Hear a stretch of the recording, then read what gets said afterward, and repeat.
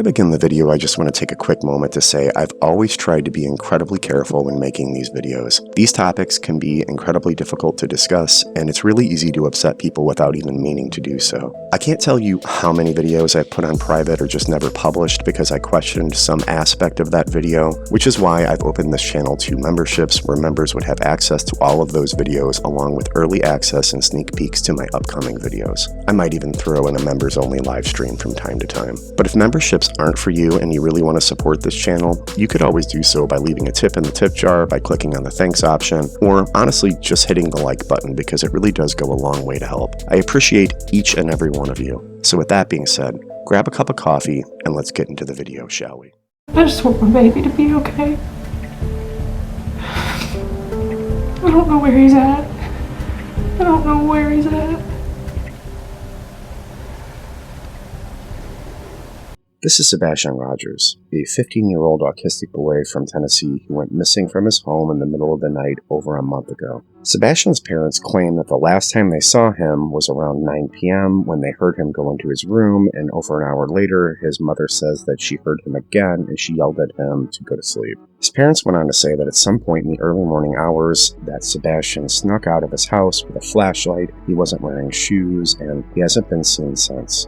I've already covered Sebastian's case in a previous video that I've linked in the description, but since that video's release, things have managed to get somehow weirder in this case, and I felt like there was enough there to warrant revisiting this case to go over the new information and propose some possible scenarios that might explain what might have taken place the night that Sebastian went missing. So let's start from the top. In my prior video, I played a clip from a home surveillance video recorded by one of Sebastian's neighbors that appears to show two flashlights in his yard, almost like someone was waiting there and then another flashlight showed up to join them. However, recent developments have put that video into question. Here's a quick clip of what I'm talking about.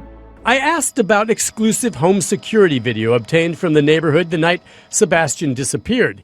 You can see two suspicious light sources, which we've circled here, in an area behind the teen's home. Since we first aired the video last month, authorities have said, no evidentiary value? It is of no evidentiary value. Can you tell me what those lights are? No, Why? because the investigation remains ongoing.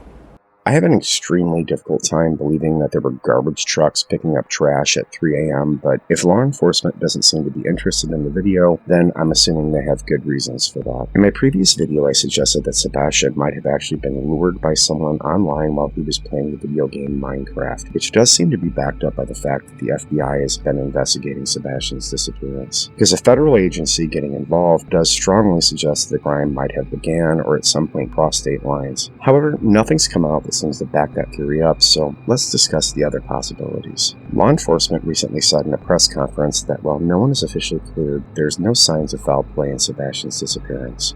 Any evidence of foul play? We have not cleared anyone, but we have absolutely no evidence to support foul play.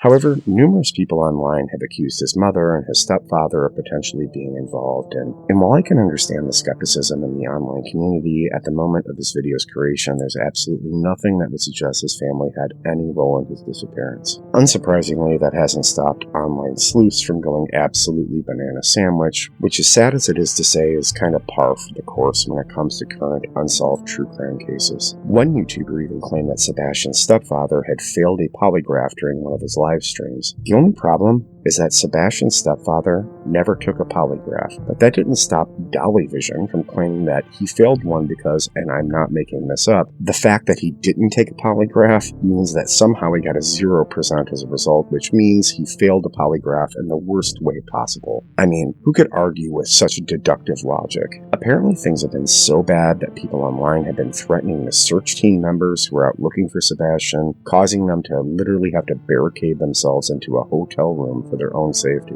Allow me to repeat that. Random online conspiracy theorists are threatening to kill members of the search party because, well, who knows? People love a good story, and conspiracy theories sell. And now, as a result, people are afraid to even go search for this young man because these lunatics online are threatening to kill them. The United Cajun Navy's search for missing 15-year-old Sebastian Rogers was called off today, and this is due to security concerns. WSMV4 reached out and asked what this meant, and we're told search volunteers had received death threats online and in person. They tell us they have never dealt with these types of threats while helping with a search. With that being said, however, I went out of my way to not discuss Sebastian's family in my previous video, and I'm only going to include this part because I think it's relevant, and while it might mean absolutely nothing, it did catch me a bit off guard. It's already in the public sphere, and I feel like I would be disingenuous not to include this. I don't feel like there's enough there to make this the focal point for the video, but I do think it needs to be brought up. But recently, Sebastian's biological father did an interview where he said this. DPS incident in California at her house.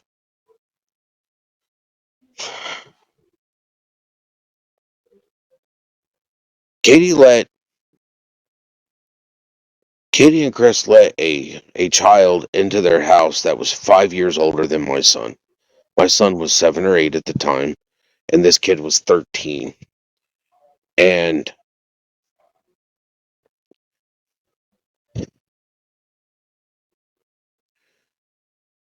she has a habit of not checking on her kid.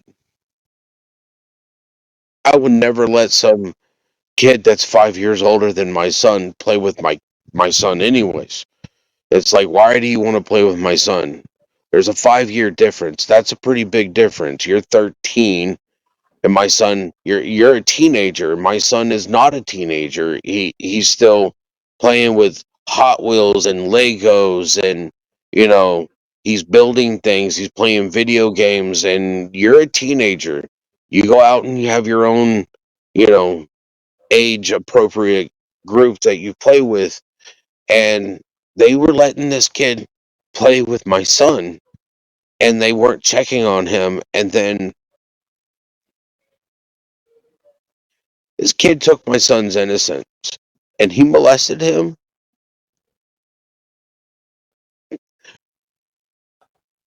And there was nothing I could do in California because the kid was 13. But they let that happen. And they didn't bother to try to even get my son help until last year. Here, my son is just turned 15 in December. It means he's been dealing with an emotional, stressful, traumatic incident for the last 7 years. And I've been trying to help him. I've been trying to get him help.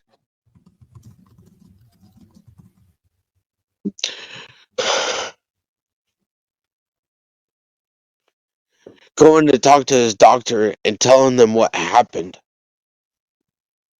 And for the doctor to tell me, she was like, I knew none of this stuff. And I'm like, really? Because he's supposed to be seeing a therapist for this. And she's like, well, he's not seeing the right type of therapist for this type of trauma. I care about my son. And actions speak so much louder than words. And there's just no justification for the actions that I have seen from them. They're not parents.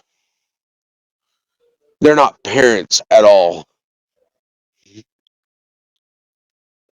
And I want to know what happened to my son.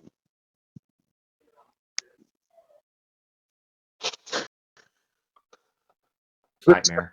My son around his daughter. Because Chris has turned around into my mother told my mom, your grandson's a pedophile. No, he's not. He's a victim that hasn't got the help that he deserves and that he needs so that he can get over the traumatic incident that has happened to him. That should have never happened underneath their watch to begin with. That's why Chris doesn't want my son around his daughter. Because he's scared that my son is going to do the same thing that was done to him under his watch. And Chris Proudfoot, if you're listening to this, you can't hold that over my head. I told you. You're going to piss me the fuck off, and I don't give a fuck who knows. It's your fault. It's your and your wife's fault. You guys don't deserve to be around kids. Now, this could mean nothing at all. Just because something terrible happened doesn't mean it's necessarily connected to his disappearance, but I don't know. It just feels a little weird to me, and I thought that you guys needed to know about it. If Sebastian's stepfather thought that Sebastian was possibly molesting his biological daughter, that could be a legitimate motive here, and I don't want to add to conspiracies that surround this case, so please consider Sebastian's biological father's words in their actual context. But he did say those things, and I need to include them in this video. However, with that being said, what are some of the other possibilities that could potentially explain what happened to Sebastian that night? Sebastian's mother heard him making noise an hour after he went to sleep. Was he talking to someone online, or maybe he was talking on the phone? I have zero doubt that law enforcement are all over that angle, but Minecraft servers do save chat logs, but finding a specific server or a specific Snapchat isn't as easy as people think it is. I just can't get over the lights in Sebastian's backyard that night. I know that people are questioning those lights. Suggesting there were garbage trucks outside at 3 a.m. collecting garbage is just very difficult for me to believe. But if Sebastian wasn't talking to someone, if he was in his room making noise, then maybe there's another solution. And I know it's a bit of a stretch, but it's based on a recent case that feels oddly similar to Sebastian's. Here's a quick clip of what I'm talking about. Weeks-long search for a missing Port Clinton teen is over tonight after investigators say they found Harley Dilly's body inside a chimney. Investigators found him while searching a vacant house right across the street from Dilly's home. We have team coverage from Port Clinton tonight, and we begin with Andrew Horansky. Drew, good evening. Good evening to you, Russ and Sarah. This is absolutely heartbreaking because it appears Harley Dilly had been across the street from his home all along, a place investigators did not look at closely enough until now. On one side of the street, Harley Dilly's home in pink ribbons. On the other, the summer home where his search came to a gruesome end. They have to look at this house the rest of their life. How do you do that as a mom and dad? Dilly had been last seen on December 20th on surveillance video, heading to the last day of school before break. But he never got there, instead coming here and climbing this antenna. To the roof and entered the chimney. The chimney was blocked between the second and first floor, which trapped Harley. The chimney is approximately 9 inches by 13 inches in size. The chief gave no indication of why Dilly would have entered this home if he was hiding, adding they did canvass the neighborhood, but initially skipped homes such as this one, where the windows and doors were locked, where they would find Dilly, but no foul play. This is a tragic outcome to the case and a tough loss to the community. All of it putting to rest weeks of searches and online speculation, at times ugly. Social media is a great thing, but the negativity that people spread over this is sickening.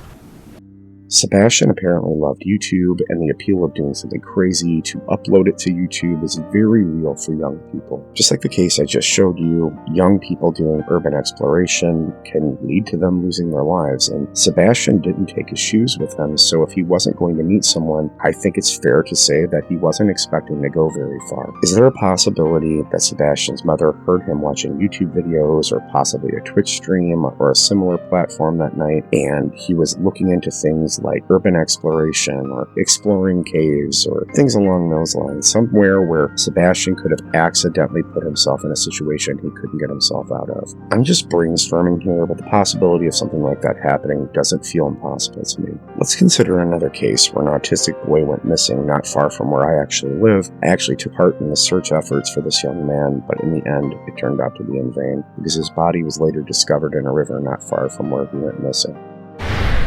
We get to that breaking and really sad news from Northwest Indiana, where Hammond police say a body was found in the Little Calumet River last night. Only moments ago, we learned it is the body of missing 12-year-old Kiren Carter. This is just a horrific update. CBS 2's Mugo Odigwe live in Hammond. Mugo, I know you're just getting this new information.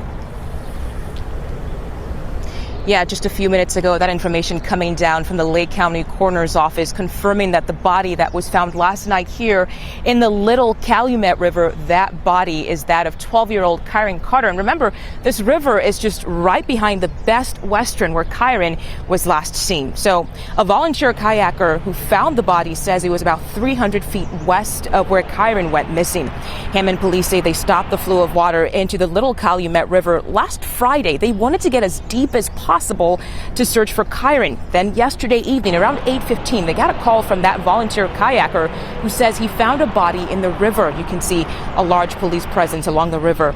12-year-old Kiren, who has autism, he went missing around 12:30 in the afternoon on May 15 from the Best Western on 179th Street. He and his family were visiting from Kansas City, Missouri. Many volunteers showed up day after day trying to help find him. I didn't know prior to this case that autistic children have an urge to be in or around water. Sebastian's autism was much less severe than the young man that I just showed, but I don't think it's something that should be overlooked, mostly because if you're planning to go to a pond or a river, the one thing that you don't need to worry about bringing is your shoes. Add on the fact that some sources online claim that search dogs track Sebastian's scent to a body of water, and, well, it's worth considering. Don't get me wrong, other sources online claim that search dogs never actually picked up Sebastian's scent, but if that's the case, why did law enforcement drain a pond near Sebastian's home? But then again, if he actually drowned in a pond and it was drained, I can't think of many scenarios where they wouldn't have found his body. Apparently glasses were found during searches for Sebastian, but law enforcement wouldn't tell the media where they found them or even if they were Sebastian's at all, which, I mean, is weird. Why even bring up something like the glasses only for them to refuse to talk about them? Unfortunately, if I've learned anything covering true crime, it's that law enforcement putting up vague details about a case almost always does more harm than good. To that end, Craddock says searchers recently found a pair of glasses, which they are checking to see if they belong to Sebastian. He says the parents continue to fully cooperate. Maybe Sebastian ran away. There were reports that a young man matching his description was seen walking with a teenage girl. Maybe he found a different pair of shoes, or there was a different pair of shoes that his mom didn't know about. Maybe he was kidnapped, or something nefarious happened. In the end, we just don't know. But one thing I do know is that threatening search party members with violence is absolutely hurting Sebastian and the efforts to find him. I hope so much there's a positive resolution to this case. I still believe that there's a chance that Sebastian was catfished and he might actually still be alive, and I'm holding out hope that that's the case. Please consider sharing this young man's picture on your personal social media. I've included links that you can share in the description of this video, because all hope isn't lost, and there really is a chance this kid might still get to come home. And maybe that doesn't happen, but I'd rather try than not. I hope you feel the same way. And with that being said, thank you so much for watching.